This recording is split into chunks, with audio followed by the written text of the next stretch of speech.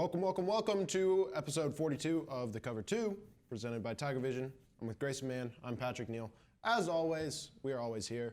Lot of good football going on right now, Grayson. A lot of great football. Before we start, we must congratulate the one and the only Cincinnati resident. My co-host went to the game. Yeah, we'll talk about it. We'll talk about it. What a game! Yeah, Cincy got a big win. Clemson got a big win as well. So. Got a little juice in the show today. I'm feeling good. Yeah, feeling great. Got that Christmas spirit. Even though it's finals week next week. That killed me inside. But we're good. Pray for us. Yeah, we will need it. But anyways, what we're gonna do today on the show, we're gonna actually. It's a little bit past the half-season point, or halfway point of the season, I should say. But we're gonna talk a little bit about the awards, who we think we should be winning them. We're also gonna do our out-kicking our coverage. We're actually gonna do that first on the show today. Normally we do it at the end. Switching it up. Y'all know we love out-kicking our coverage. So we do. There's no point in wasting any more time. Grayson, we're gonna get to your first hot take in out-kicking our coverage. It's time. All right, Patrick. This was an interesting week for football, and the fact that I was able to stay awake from 1 to 8 o'clock is a rarity for me. Usually it's about nap time in that window. And I see a certain Jimmy Garoppolo ball with an injury. It was a bad injury. It was not good. And Jimmy G, our Italian Lord and Savior, he comes out of the medical tent and in the car, and you're just like, oh gosh, here we go again. It's the same old song, but guess what? My man Brock Purdy came out and threw for 2 touchdowns and a big win over a really, really talented Miami Dolphins team. And I'm going to say it right now. This is a team that has all the pieces. They can still win the division, man. And maybe, dare I say, a playoff game against a weaker NFC East opponent. Dare I say it, Brock Purdy. They have all the pieces. Christian McCaffrey. They got Deebo Samuel. They got George Kittle. They got all of the core items and ingredients you want in a championship team. And it's not like Jimmy G was being asked to make the spectacular throws and stuff. He was just taking care of the football. He was doing what he's been doing for the last 4 years with San Francisco. Dare I say it, guys? Brock Purdy, Mr. Irrelevant's about to be Mr. Relevant for the next 6 to 7 weeks. I like the take. We were talking about this before the show, and I almost put the same thing down because, like you were saying, the 49ers have a fantastic roster. It's so unfortunate that they cannot get rid of this injury bug that has just been plaguing them for years. It seems like every single year one of their key players is out, whether it's Nick Bosa, George Kittle, Trey Lance at the start of this season, now Jimmy Garoppolo. They can't catch a break. Yeah, they really can't. It's really appalling. Yeah, but, Brock Purdy went in there, Mr. Irrelevant, like you said, and he wasn't awful. He was competent. He was solid. He made a few great throws, especially that one where he threw the slant in the middle of the field, got rocked by one of the Dolphins players. Oh, yeah. Gets right back up. Yeah. And he's just like, you know what? This is that Iowa State grit. Saw him at the Cheez-It Bowl last year. Spiked that pass to Mario Goodrich. And the wackiest pick six I've ever seen. By the way, Cheez-It Bowl, wackiest bowl. I want to go back. Yeah. At one point. Well, hopefully not Clemson. I'd prefer to be in a bowl better than the Cheez-It Bowl. Well, I'm just talking about going as a spectator. As a spectator. Did you see they have like Cheez-It hotel rooms for some of the players? They do. And it looks fantastic. I mean, I love Cheez-It. So. I mean, you guys saw in our coverage last December, they had a little Cheez-It mascot coming down from like the top of the nosebleeds like it was the WWE. It was awesome. But anyways, back to the 49ers. This NFC, it's not like the AFC in that you're going to be playing, top 5 quarterback after top 5 quarterback. I mean, you have Jalen Hurts, who by all means is an MVP candidate and is playing awesome, but you have Dak, who is still a great quarterback. Mm-hmm. Then it's you might be matched up against Taylor Heineke maybe Daniel Jones, maybe Geno Smith, who's been fantastic as well. Right. But it's not the level of Mahomes, Josh Allen, Lamar, Joe Burrow, any of those guys. I mean, if you're 4 seed in the AFC, your gauntlet's probably Lamar Jackson, Joe Burrow, and Patrick Mahomes, whereas if you're in the NFC, let's say the 49ers they're probably going to finish with the 3 seed because I think the NFC South winner's probably going to take that 4th spot. They'll probably face the Giants or the Commanders in the first round. They'll probably go on the road and play Kirk Cousins or Jalen Hurts, who aren't necessarily playoff-proven quarterbacks. And there's some news, a lot of juicy news dropped today. Jimmy Garoppolo could come back by the divisional round. Yeah. So you take care of business in that home playoff game. You get your Italian Lord and Savior, like I said, back. Maybe the season's not as over as people think. I think I definitely don't. I think the 49ers can still make an NFC championship, maybe even a Super Bowl appearance, depending on when. They have one of the better rosters in the entire NFL. Exactly. As long as those guys stay healthy. This isn't just my take. This is all of our take. This is a unifying thing. Brock Purdy. Yeah. But Brock Purdy, we think he'll do all right, at least for the time being. But I'm gonna get to my take. Okay. One of them. Grayson mentioned I was fortunate enough to get to go to Cincinnati this week. Electric. It was an electric environment. Cincinnati, dope town. But anyways, the game was awesome.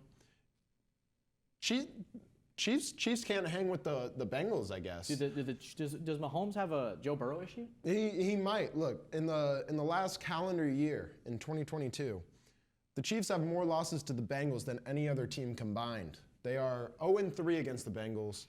And my take is that the Bengals are better this year than they were last year. I know at the start of the season, I was very quick to hop on the Zach Taylor is not good train. And at the time, I feel like there was a lot of evidence to support that. But I'm going to have to eat my words. Maybe it was just the fan side of me, like your expectations were high. Yeah, but they've improved significantly, not just from last season to this season, but within this season as well. I mean, they started 0-2, lost to two teams they should have beat in the Pittsburgh and the Cowboys. But I think this defense is playing very, very well. Jermaine Pratt in this game had a fantastic strip. It was on Kelsey, right? On Kelsey, yeah. They made Kelsey a virtual non-factor. He didn't play to the level that Kelsey normally plays to. Mahomes might have been a little bit injured in this game, but I believe he passed for under 300 passing yards, which the Bengals have kept most quarterbacks from doing this season. And yeah, they've finally gotten their offense to kind of work. They aren't as reliant on those go balls to Jamar Chase and T. Higgins that they were last year, but it still works a fairly decent amount. And yeah, Joe Mixon wasn't in this game, but Samaje Perine had a nice stiff arm on Justin Reed. It was fantastic to watch. Pretty juicy. Especially after what Justin Reed was doing all this talking this past week. But I think the Bengals are back. They're peaking at the right time. Meanwhile, the Ravens, with Lamar getting injured, are going down. So potentially the Bengals, can still win the division even with this tough schedule up ahead. Yeah, I think that's a good litmus test, especially with Kansas City. And something we'll talk about in a bit, I'm sure, is when you take Kelsey out of the game against the Chiefs, they don't have as many weapons to work with. I mean, Juju's fine, Valdez-Scantling's fine. Like, there's a lot of just Mahomes is still great, but it takes a lot more effort for them to score than it used to in years past. So the Bengals certainly took advantage of that, and they're been able to make the most of their roster this year. Jamar Chase comes out. Well, T. Higgins is emerging as number one receiver. Joe Mixon misses time. Well, Samaje Perine comes in because I've been keeping an eye on him because he's been saving my fantasy team for a couple weeks. He has a fantastic beard as well. Getting me a nice 12 to 15. He's first team all facial hair. First team all facial hair. But we got some juicy memes for the Instagram post tomorrow. Yeah, but look, Bengals are doing very, very well. I also want to say they could have scored more on the Chiefs as well. Tyler Boyd dropped a wide open touchdown. You had the Zach Taylor play call on 4th and 1 or 4th and whatever it was on the goal line to hand the ball off to Mitchell Wilcox was not the best play call. I was a little annoyed at that, but it could have. You could also say that about the Chiefs as well. If the Bengals don't get the forced fumble on Kelsey, they probably win this game as well. So, yeah. I wouldn't be shocked if we see these two teams in the AFC Championship again. It'd be great. It'd be great because Chiefs haven't been able to hang with them. So, be great. Anyways, another time. Grayson, give me another hot take. Another hot take. This one's more of like the just have it here as a little precursor. Eagles offensive lineman Jordan Mailata has the voice of an angel. Yeah. Just gotta say it here, right now. If you have not seen, him, Jason Kelsey, and Lane Johnson are dropping a Christmas album. It's really late on awesome. December 23rd. It's awesome. They have released 2 songs. Go listen to them. They're on Spotify. I believe they're on Apple Music as well. Some talented guys, all I'm going to say. But yes, my negative outkicking, my coverage take is Tua is exactly who we thought he was. He's not your MVP candidate. Wow. He's not this top 10, just going to go ahead and put it out there, guys. I think Tua is a little limited within his game. I think he's made significant improvements. Let's keep that out there because I want to be fair. But I don't think he's in the same echelon as Mahomes, Burrow, Lamar, Allen. There's different levels. I would argue if you put certain quarterbacks on that Miami Dolphins roster with the weapons that they have, I think you see the same results. I think McDaniels is a fantastic coach. I think he's gotten Tua to believe and get that mental hurdle, which he's kind of struggled with in certain parts of his early career. But last night kind of proved pretty much who I was already pretty sure about it. But yeah, I think Tua's probably about not. He's good. He's not great. He was very much flustered in this game. I agree with the fact that he's not on the same level as Mahomes, right, or Allen or any other elite QBs. But I will say, personally, before the season, I thought he was. I thought by the end of the season they were probably going to have to change quarterbacks. Yeah. He has proven me wrong, and he has proven a lot of people wrong that is not the case. I think he is a very competent quarterback, and should absolutely. He absolutely deserves to keep this starting spot because until this 49ers game, he was undefeated when he with Mike McDaniel when he played started the whole game. And finished. Yeah. Yeah. So I think, you have to give him credit for the amount of work he's put in, the amount of success he's had. This Dolphins team has a ton of great vibes with him, but. Vibes are immaculate. There was that story about McDaniels putting all the highlight plays for him, and I was like, oh. Made my heart melt. But I think there's only one great quarterback in the AFC East, and that's Josh Allen. I think Mahomes. I think Tua. Mike White? Mike White's on another level. He's just Mike White. Okay. I think it's the Mike White level. Yes. It's Mike White, Josh Allen, and then Mac Jones and Tua are kind of battling for the. Really? I would say Tua's above Mac Jones. I am in the camp, and this is not just because I have the sweatshirt on, guys. I'm in the camp that Mac is being held back by certain coaches on that staff. You saw that video surface. Yeah, we can't repeat what he said, but I think Tua is like a step above Mac Jones, though. I think Mac Jones. He's got a lot more to work with. That's true. Although he's also got Mac Jones has perhaps the greatest offensive DB ever. Marcus Jones. In Marcus Jones. If your offense is so limited that you have to go bring your DB out there to go to, then it's telling you something. But I think Tua is definitely a step above Mac Jones. I don't think he's in that elite level though. Okay, that's fair. I think we can. Yeah. I can see where you're coming from. I just think we got to give Jones a year. Like if we give him some competent. Give him weapons. some pieces. Give him Josh McDaniels again, maybe. Please, Josh McDaniels, come back. He might have a job or might not have a job after the end of this year. But the Raiders are also won a few games. They're kind of cooking right now. Yeah, so we'll see. My last outkicking our coverage take is going to be following the worst title defense in NFL history. The Rams are in serious trouble to lose everything. Okay, elaborate. I will elaborate. Thank you. So for this coming draft, they don't have their first round pick. They don't have their 4th, 5th, or 6th, I believe. Oh, they're not going to be busy that day. Yeah, so they have their 2nd and 3rd, and an additional. Oh, they got a 6th from the Packers and like a few other picks, but whatever. Those don't matter. If the they also signed Baker Mayfield today, actually. So they're feeling dangerous now. Yeah, maybe he's their. Maybe he's competing with Matthew Stafford for the QB1 spot. I doubt it. I highly doubt it. But anyways, regardless, they have a very old squad. They do. It is near I believe it is bottom 10 in. I think their average age is like 33. It's pretty ridiculous. I think I have it somewhere here. It is. I want to say it is. It is about 27 years old. Oh, never mind. Way off. Yeah, but a lot of their key pieces are old. Is the issue. Yes.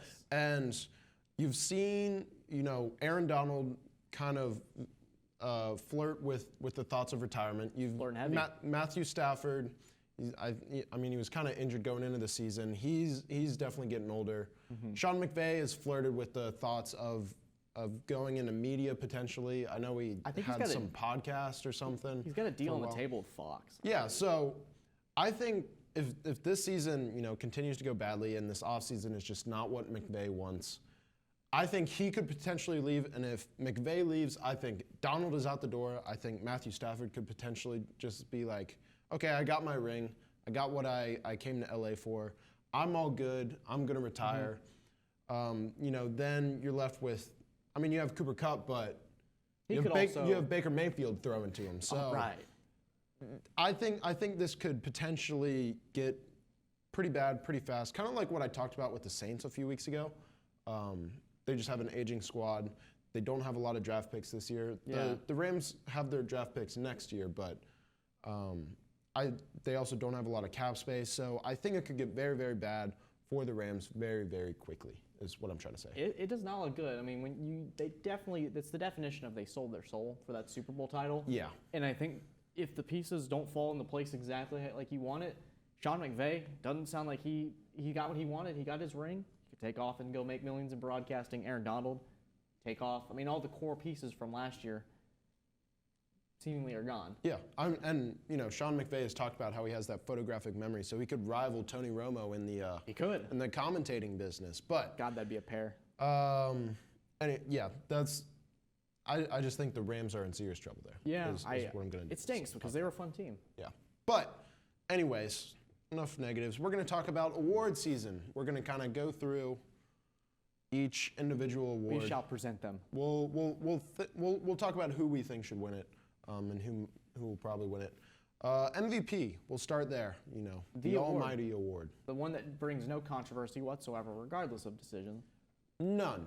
Absolutely none. Everybody unanimously agrees with the pick at the end of the year, like every sport. Yeah. I'm gonna. Actually, I'll say first. My preseason pick was Justin Herbert. Hasn't exactly aged very well. I think a lot of that is injuries, coaching. I think Herbert definitely has the talent to win. I agree. MVP, but social media it's not going to happen this year. He is a social media quarterback, as we all know. Apparently. He's way too focused on social media. Yeah. And needs to be more focused on football. But my pick for who I think should win MVP, Patrick Mahomes. He leads the league in touchdowns. He leads the league in yards. He is just a more complete quarterback, I think, now than he was in his MVP season. Yeah. Because he doesn't have the weapons that he had then. He doesn't have Tyreek. That was a big talking point going into the season, and he has proven everybody wrong by potentially having his best season. Most efficient too. Yeah. He's using every area of the field. He can throw it deep. He can utilize the middle of the field. He's still got Kelsey, which is never hurts. And he still has Andy Reid as well. But I think he is potentially having his best season yet, and because of that, I think he deserves MVP. There's a lot of other deserving guys. I'm sure you'll get to it, but yeah, I think it's Mahomes. There's a lot of deserving candidates this year. I know we mentioned it in the pre-show chat. My preseason pick was Josh Allen, and while I think that he's probably going to be a finalist for the MVP award. I think he should be. I think his turnovers are going to hurt him in the end. Maybe this final stretch, if he leads Buffalo to that number 1 seed, that may sway some voters here and there, even though that would hurt me personally more than he already has. But I think it's down to Patrick Mahomes or your guy Joe Burrow, who's had himself a year, who's cut his turnovers down since those first 2 weeks. They've been rolling, especially without Jamar Chase. I think it's kind of the same argument Mahomes has. You take away his greatest strength, is able to thrive off of that with Higgins, Boyd, Mixon, Pirine. I like Joe Burrow. He's fun, and it would be a new voter. The voter fatigue could come into the process just because Mahomes has been in the discussion consistently. This is very true. He's an emerging factor. He's an emerging star, if he wasn't already. So, you know what? I think just for the sake of discussion, I'm going to go with Joe Burrow. Okay. I think a lot has to go his way for that to happen. I think, one, they have to win in the division. They do. I think Mahomes would probably have to fall off a bit because I do believe that Mahomes is the leader right now. Yeah, I would have to agree. But he, from the start of the season, he's kind of changed the way he plays. He's getting the ball out quicker. I believe he was only sacked once on Sunday against the Chiefs. Yeah, rare sight for the Cincinnati. Yeah, because I remember thinking I was with my uncles and my mom, and I was like, I don't think Joe Burrow's gotten sacked at all this game. And then the next play, he takes a sack, which was tough. But that's unfortunate. Yeah, he's cut down on the sacks. He's getting the ball out faster, and he's playing very, very efficiently. I just don't know if he had the start that kind of Mahomes had, and kind of been this good the entire way through, I think he'd be more in the discussion. I still think he's probably top 5, but we also got to talk about Jalen Hurts. He's having a fantastic season. He's proven that he can run for 150 rushing yards and kill you, or he can throw for over 300 or whatever it was on Sunday.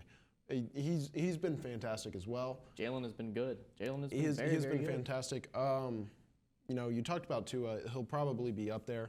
I think we both kind of think he doesn't deserve to win it because I think he's more of a cog in the machine that is the Miami Dolphins more so than the one that's running the machine. Yeah, exactly. But maybe Tyreek should be up there. Tyreek's been kind of. I think because the more the conversation with the Dolphins is always going to be about Tua, that Tyreek's not getting enough credit for having one of the best seasons a receiver can have. Yeah. I think he's close on that 2,000 yard mark. He's going to probably surpass it. He might potentially. I'm not sure if he's still on track to do that, but he could also potentially, if he just gets peppered with targets these last few weeks, break the receptions record. I believe it's 149. Around that, and he's already over 100, I believe. So. You never know. And then Lamar, unfortunately, with him being injured these next few weeks, he probably won't win it. But I think he has put that Ravens team on his back and deserves to be up there. I think the top 5 is Mahomes, Allen, Burrow, Lamar, Hurts. Okay. I'd probably put Hurts second. I'd probably go Mahomes, Hurts, Burrow, or Allen. Allen, Burrow, Lamar, you can put interchange. Okay. Now let's get our offensive and defensive player of the year candidates out there. This one, there's a lot of like we said with the MVP. There's a lot of candidates. There is a lot of candidates. We both had Justin Jefferson. Pody. Oh yeah. Yeah, we both had Jefferson. And it's aging well. It's aging relatively well. They're 10-2, having a good year. A lot of gritties. I think some surprise candidates like Josh Jacobs emerged. Yeah. You have Tyreek Hill, fantastic. like we said, who could be an MVP candidate too. I think Hill deserves to win this. I think so too. He is the Dolphins' offense with Jalen Waddle. He has 96 catches for 1,300 yards, and we have 5 or 6 games left in the season. He's going to have unreal stats, and he's fantastic. He's not going to gritty. He does a lot of things for that offense, and he's done a big thing for Tua. Yeah. He's been fantastic for him. I could see Josh Jacobs being a finalist for this, though. He's had himself great. I think just because the Raiders haven't been as good, it might not fly it'll fly under the radar. But man, he has this innate ability to break every tackle. They'll get in this big giant scrum, and he'll just break out of it. Yeah. Running backs who need the bag in their 5th year are just unstoppable. Absolutely unstoppable. I think the current betting odds, it's kind of.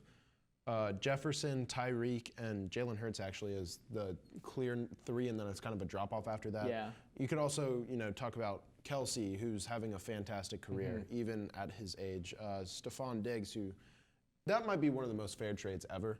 Stephon Diggs for Justin Jefferson. It's a rare thing. Yeah.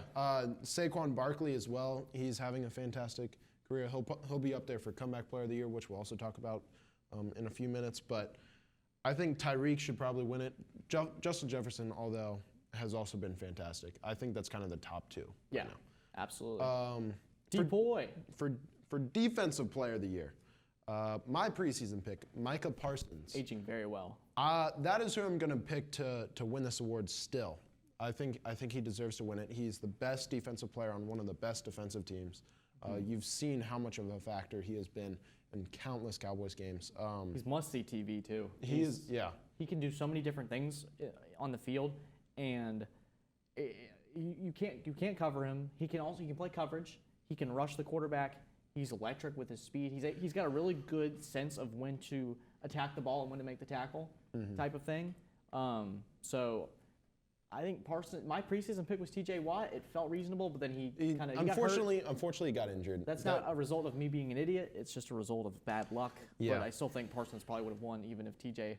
had gone on this streak. I would love to see Judon get it, but I think he's kind of fallen off last 2 weeks. A little bit, and he's got kind of the numbers.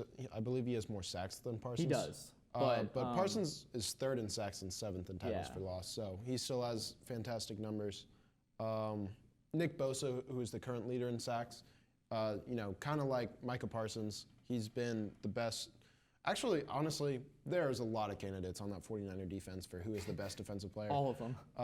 They should get like Fred Warner, a piece of the trophy. Yeah, Hafanga's been great as well. But Nick Bosa, the 49ers might have the best defense. Right.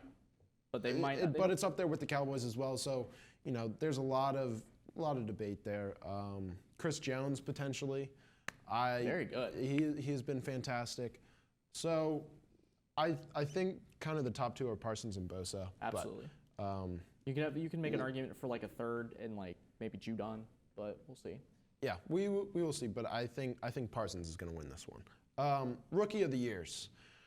Offensive Rookie of the Year. This is a big miss for me. I picked Desmond Ridder in the preseason, and unfortunately, kind of going out there on a limb has not worked out. He hasn't played, though. That's not your fault.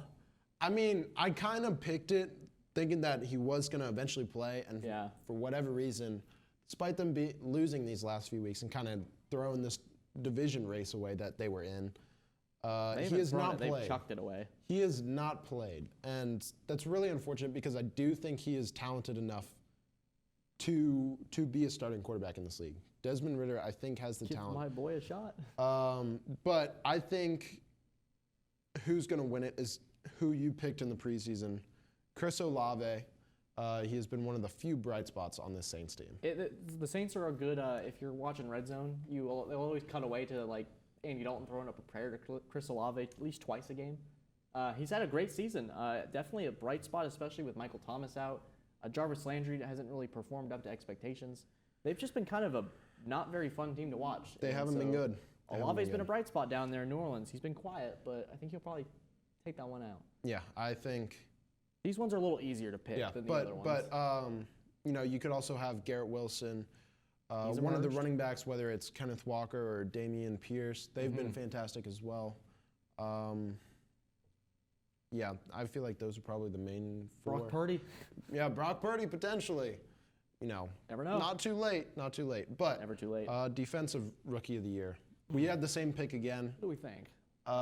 It's got to be A1 Sauce Gardner. Has his own Buffalo Wild Wings sauce. He's been fantastic. He's that guy. On a very, very good Jets defense. This is what's keeping them in this playoff race. Besides Mike White, of course. Besides the GOAT. Besides Mike White. The greatest human being of all time. Yeah, but it's sauce. He's really deserved it. He has been, what I think everybody thought he was going to be when he got drafted. He's just been fantastic. He's got a little oomph to him too. It's kind of like a young Richard Sherman. I kind of like it. He's a little chatty. Yeah, he's got the swagger, and a lot of times when people are voting for these awards, it's a little bit off the field and kind of the narrative as well, just as much as their actual play. So yeah, I think Sauce could win it, or should win it. Tariq Woolen could be up there as well. He could. He's been fantastic for the Seahawks. Seahawks have a lot of really great rookies. Yeah. Now that you mention it. I feel like those are kind of the main two. Yeah, there's not as many emerging candidates. Maybe you could make the argument for something else. Like Hutchinson, maybe, but I don't think so. I don't think he's been as. Speaking of rookies, where the heck has Trayvon Walker been? You feel like he's just like the most quiet. You mentioned that. I have not thought of Trayvon Walker. I don't think until the draft or since the draft happened. He has been a maybe just because he's not doing a bad job. I mean, the Jaguars, don't get a lot of media coverage, but. Got 2.5 sacks on the year. I mean, all right. That defense is young. Yeah. You mentioned the Jaguars defense. Devin Lloyd was very good early on. He's kind of slowed down a little bit, but we'll hear more about the Jaguars defense probably next year when they're. We're gonna hear about the Jags a lot next year. But anyways, comeback player of the year. So for some reason, we talked about the Saints and Chris Olave. For whatever reason, we were both, I think, somewhat high on the Saints. I remember, based on our I think I picked them to beat the Bucs and win the NFC South. They didn't do that last night. They did not do that. Although They I had don't know a how they chance. threw that. They must have money on this game. I don't know. But We had to check Mark Ingram's DraftKings account. yeah, so my preseason pick was Michael Thomas, which, first game of the season, he was fantastic. Pretty reasonable. But kind of hasn't played since. You picked Jameis Winston, who has since gotten benched by Andy Dalton for, I don't know. I don't know. He got hurt, and then they never really came back to him. So sad. it's tough. I think Geno should probably win this one. He's a clear candidate. He's or playing Saquon? near an MVP candidate level. Oh yeah. And, he's, I believe, 33 years old. So he is just, plus how badly Russell Wilson is doing, just It illuminates kind of how well Geno is playing, I think. Because you're kind of doing that comparison all season with Russell Wilson and the Broncos just struggling so badly. I think a lot of people preseason thought the Broncos won that trade. I did. Yeah, I probably would have thought this. I probably thought the same. I mean, they got the ESPN post that was Yeah. like A+ Denver, F Seahawks. It was bad. But yeah, I think that kind of emphasizes how well Geno's playing as well. Seahawks were probably, I think preseason we're projected to be one of the worst teams in the league, except besides like the Texans and maybe. Now they're in the playoffs. Yeah, and now they're in the playoffs, and depending on how the 49ers do, could potentially win their division as well. Yeah, so I mean, they're in the thick of it. They got a big game. I think the 49ers play the Seahawks in a couple weeks. That'll be a big one in Seattle, and big test for both. Yeah, but other names you could have for this award, Saquon Barkley, we mentioned he's been awesome. Kind of like the whole Giants offense. Yeah. I mean, they've slowed down a little bit recently. Got a nice tie Nice against the juicy Commanders. tie. Fantastic tie. Who are some other names? I guess you could always. Derrick Henry, although he's kind of slowed down as well these last few weeks. I don't even know if he qualifies. There's not many that I like. Daniel Jones, I believe, was somewhat high on the betting odds. He's been all right, to be fair, I guess. He's not come back. Let's not let Kyrian take this one. We're not going to give him the satisfaction. We're not going to do it. I think Geno is the clear winner here. Oh, yeah. Without a doubt. And then we got our Coach of the Year. Yeah, Coach of the Year. I honestly don't think we ever gave our predictions for who this award was going to be. We might have. But they've changed probably. Yeah. I think this one might be one of the deepest awards. You could go a lot of different directions. Coaches have been in their bag this year. Yeah, Kevin McConnell. A lot of first-year head coaches as well. It seems like all the first-year head coaches are either Coach of the Year candidates or potentially going to get fired. Yeah. You got the Nathaniel Hackett's of the world, then you got the Kevin O'Connells of the world. Yeah, so Coach of the Year, you could have Kevin O'Connell. Vikings are 10-2. You could have Brian Daboll. You could have Nick Sirianni. Mike McDaniel. You could have, who am I missing? You got your typical like Andy Reid's. You could have Pete Carroll maybe. Yeah. Kyle Shanahan. Shanahan if they figure it out. Yeah, they figured out having 3 quarterbacks. There's a lot of options, I think is what we're. Robert Saleh as well. Saleh, yeah. I'm going to go with Mike McDaniel. I think that's a fantastic pick. I think he's fun. He's fun. All the little video clips of him are fantastic with him and Tua. And he, Miami had a lot of doubters, myself included this year. Too. That, Tua was not the answer. And he went and proved everybody wrong with his offense. He went out and got Tyreek. He has just made this offense so much fun to watch. And I think he's doing a fantastic job in his first year. Absolutely. I think it's either him, and I think it's going to be tough if any coach goes 16-1 like the Eagles could. That is true. And not give him the Coach of the Year. And then there's that wild card of Brian Daboll, where the Giants have kind of fallen off a little bit. But they've done such a turnaround culture-wise and just kind of buying in that first year and making Daniel Jones work that I think you got to consider it. I think those are your 3 that you're probably going to end up being your finalists. It's just a matter of how they finish. We'll figure that out. I'm going to currently roll with Sirianni just because Jalen Hurts is playing at an MVP level. The team is definitely paying off from being aggressive and getting A.J. Brown. They just beat a quality Tennessee Titans team. And Tennessee just fired their GM. Yeah, I mean, hey, if you're a coach and you're making GMs lose their jobs, it's pretty good. Yeah, pretty good, I'd say. That's tough. I mean, speaking of the Titans, Mike Vrabel could honestly be a candidate Vrabel's as well. a consistent coach of the year candidate at this point. Yeah, I think Mike McDaniel, Nick Sirianni are probably the two. Brian Daboll, I think the Giants have kind of just fallen off. Early in the season, he was the clear head coaching front runner. Yeah, front runner for this award. I just think they've fallen off a little bit. But, you know, we still got 5 weeks to go, so plenty of time. Plenty of time for us to be for this to proven wrong. change. But yeah, that's pretty much going to do it for this episode of The Cover 2. Presented by TigerVision. The GOATs. Yes. And then we also want to thank Zach, the best producer you could ask for.